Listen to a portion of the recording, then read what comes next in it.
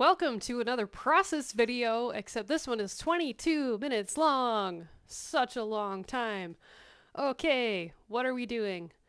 So, I have spent the last year, 2023, pretty much doing mostly fan art, which is great fun, and challenging, and a great medium to just kind of start learning how to do new skills and just spend time with characters that you enjoy or are comfortable or whatever.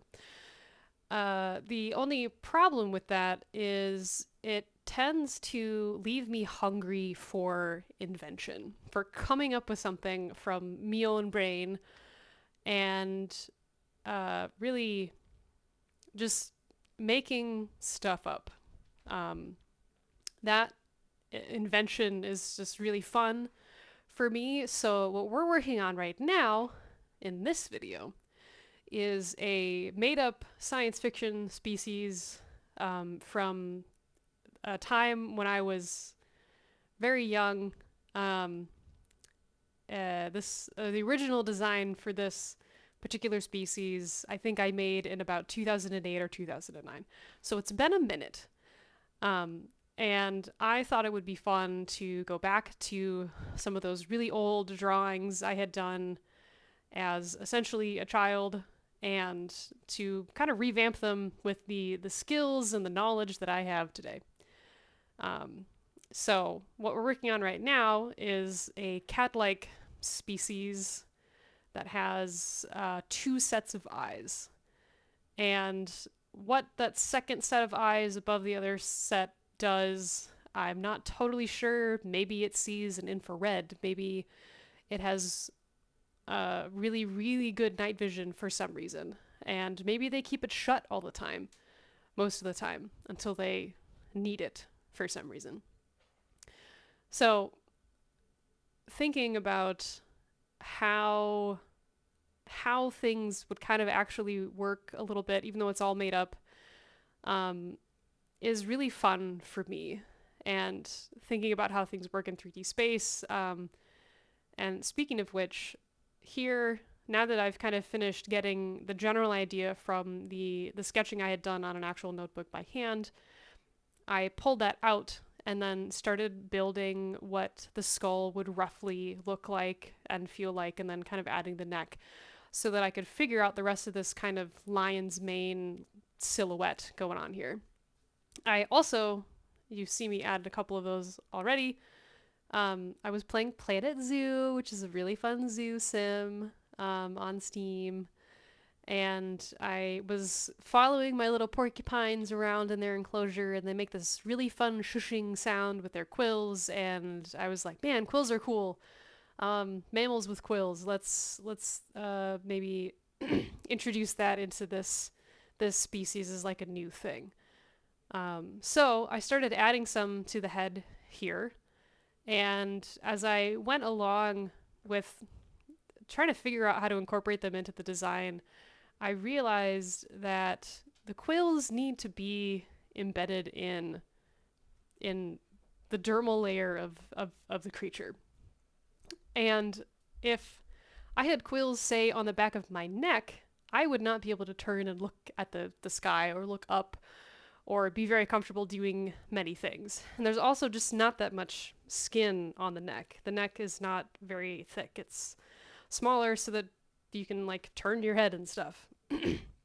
So I started adding quills to the head because I liked the sort of weird crown-like look that it gave the creature, and then stopped because the quills actually have to reach the skull through all that fur.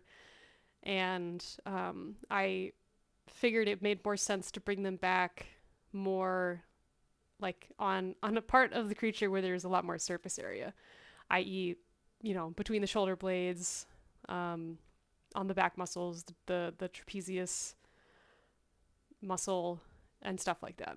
So I skip a large chunk of the mane there and then start adding more quills down much lower on this profile view of this creature.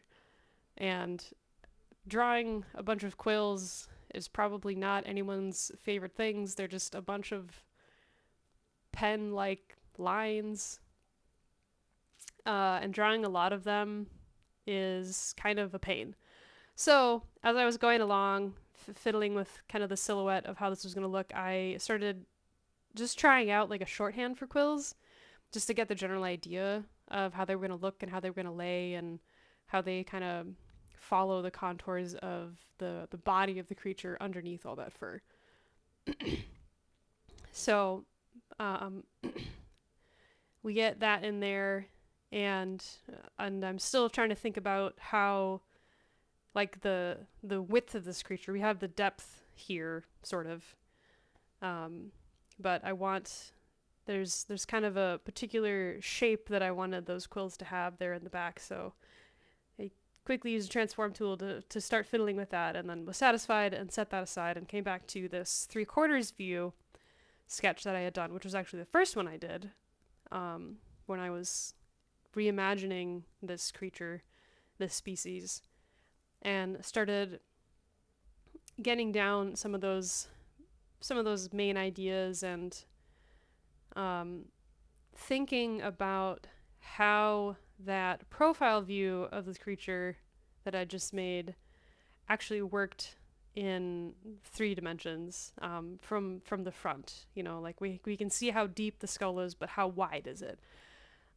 Where do the eyes kind of like sit on the face more? And then in this one, I decided I would depict what it looked like for that species to have those top eyes closed, which, like I said before, I imagine them being closed most of the time because they don't need them, because the bifocal vision is probably plenty for the most part.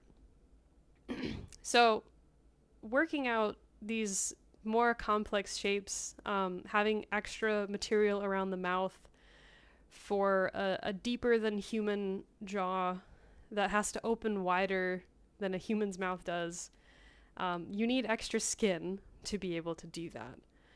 And that kind of like folded skin is challenging to think about on as the face like goes away from you. But on the profile view that I had drawn there, I tried to give myself some cues with the lines as to what I imagined the face doing at certain points. So now I've actually kind of pulled out for a second there to sort of check and see how I was doing, because I was getting ready to do the ears, and I wanted the shape of the ears to more or less match what I had there in the profile, because it's more detailed. And then I realized that the ear was a little bit too low compared to the profile view that I had made, and they kind of line up more with where the bottom of human ears start, that are usually in line with the nose. So now that I've used that base to kind of figure out a lot of these details, I can go ahead and pull it out, make it a little bit bigger, and then start going from there. When I started working on this, the second drawing, I was not sure where it was going to stop, and we do end up with the entire full view of the species from head to toe, which is fun and also like a nice reference. So I'm still closely going off of this profile view that I've made and kind of start building out what this creature is going to look like. So I imagine that it started as a quadrupedal animal like a cat or a dog, and eventually like stood up and became upright and primarily bipedal. But I still wanted it to have the ability to return to a quadrupedal mode of locomotion if so desired. And maybe they're good at climbing or something like that. I don't know. We'll have to find out. So I started building a much narrower and taller torso. The humerus, the muscle or the bone under like the tricep and the bicep, the upper arm bone, I made that shorter. I made the forearms longer. I was thinking a lot about, you know, like my dog while I was doing this, that have quite short humeruses, or humeruses that are kind of buried in the side of the rib cage. to try to emulate that transition from quadrupedal to bipedal. And then when we get to the legs, I wanted the thighs to be very strong and shorter. And then this creature was going to be, or it is, digitigrade, which means it walks around on its toes mostly. And that's it's sort of a halfway, digitigrade is sort of the halfway point between like how horses' legs are set up, which is ungulligrade,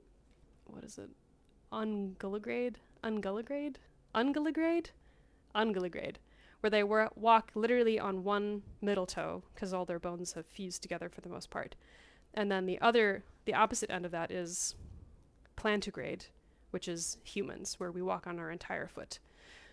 So, to help myself kind of think about how the weight of this creature was going to be sitting on the feet, I gave myself a little drawing of the toes spreading under weight, and then what they might look like if the foot was picked up. And that just kind of helps my brain figure that out. And then I also gave myself a quick drawing of what the weight of the toe kind of sits on a digitigrade foot there on the right in the blue. You also saw me adjust the overall proportions. I felt like the shoulders were a little bit too wide, and the body wasn't quite big enough to match how large the head was, without the mane even. So now that I had kind of worked out you can see that I drew the bones in blue, sort of just to give myself an idea of kind of where that stuff was sitting, and to make sure that the weight was more or less correctly distributed on the feet. Now we can kind of dig into some of those details. I had kind of started, you can see in the underlying sketch there, that the toes were kind of just like cat feet, and I didn't want to just stop there. I wanted it to be cat-like, but not just a cat with a human head. So I added some interdigital webbing to the toes and made them a little bit longer and a little bit weirder. They're kind of uncomfortable looking. They sort of look like extra hands, to get away from them just being cat feet. And the medial thumb on the inside of the foot is a little bit higher than the distal thumb on the outside of the foot. And this will be reflected in the hands as well when we get to that point. But I liked these weird longer toes. Maybe they use them to grab things. Maybe they hang upside down. I don't know. It's just fun to think about the affordances that certain biological components allow a creature to like engage in. And when I got to the hands, which I knew that the back of the hand was going to be really long and kind of like weird looking, I started drawing these fingers, and I really liked them being very skinny and like creepy alien-y, and having the 2 thumbs and the 3 middle digits is part of the original design, so I wanted to carry that through. So the hand was looking pretty good, the feet were looking pretty good, and it was time to kind of come back to this initial ideation I'd kind of done with the body and refine some of those lines, and really think about where things were sitting and how they worked, so that I could have a good sense of this creature. I also wanted the creature to have mammary glands because it's mammalian, and dogs and cats have their mammary glands on their bellies. There are many different locations for mammary glands on mammals, including elephants, which actually use modified sweat glands, which I think is super interesting. So, to create a potential kind of dimorphism, a male and a female of the species, I figured it would be cool if the females had like the manes and the mammary glands, and maybe the males didn't. But this is all just sort of exploring like possibilities and what could be and how things are. And in order to map out these parts that I had not seen yet, like the shoulders and the neck, they were all hidden in that profile view of the mane, and I wanted to figure out what those things actually look like. So here I gave myself the skull. I tried to figure out where the neck would be. The neck bone would kind of be coming out. Drew the humerus, got a scapula, clavicles, sternum, and then a couple of muscles to help me just sort of map things out and place them so that I could come back and do that line art and choose which lines I wanted to keep to indicate what was actually going on in the species itself, so that I can draw them doing other stuff, if I so choose. And I struggle a little bit with this arm over here, trying to figure out the angle of the elbow. And the lines that I've given myself are straight across, even though they're not supposed to be, but I'll adjust that later as we go. I just found it easier to try to at least start with everything being the same length so that I knew that that arm matched the other arm for the most part. And I actually take the angle of the arm on the left. I drew 2 lines really quick to map out that angle and then copied it over to the other side because that made the most sense in terms of how that arm was just resting in space. And here I make that adjustment to make it look like it is on the other side, and not accidentally longer than the other arm. So we've got all this information, this extra work that I put in to figure out where the bones and the muscles kind of were sitting, and now I can use them to give myself just enough information to know where things are for the most part, which will be helpful for any clothing that they wear, for the direction of the fur, if they're covered in fur. I wanted to add some more locations of webbing, and more skin between some other stuff, which we'll come back to later. But as I was working on this other arm, I realized that the thumb on the inside, the medial thumb, was too short for this species to actually touch any of its other digits to the thumb. So they wouldn't be able to like pick up a marble between their thumb and their forefinger, for example. So I elongate that so that this race, which is a spacefaring race, which is technologically advanced, can feasibly actually do those things. Like they would need to hold a pencil or a tool or something like that, at least in terms of the direction that this particular species went in their evolution, however that went along. So once I got all of that worked out and adjusted this leg here because it was a little bit too far down, and the thigh was just very thick, and I didn't feel like it needed to be that thick. I make some adjustments here. That's some of the webbing that I was talking about, because I want the creature to be able to return to like a quadrupedal form, and you need extra skin to accommodate your body moving around, your limbs moving, stretching, whatever. So now that all that was done, I came back to the fur, this mane like thing, and on a new layer started mapping out what that fur actually looked like, how it actually what it was actually doing on the body of the species in this one example. And then I realized that I was going to be covering up all of that hard work I'd done. So I got smart and I made a copy of the kind of just with the maneless version. So now we're just getting a general idea of what that might look like, and the direction that the fur is going a little bit with this kind of zigzaggy lightning bolt shorthand for fur, because I don't want to sit around and draw only fur all day. And maybe we see a hint of the quills back there at the back of the neck. And I abandoned them on the head for this particular drawing because maybe they're there, maybe they're not there. Again, this is still all a lot of like ideation and figuring things out and playing with ideas.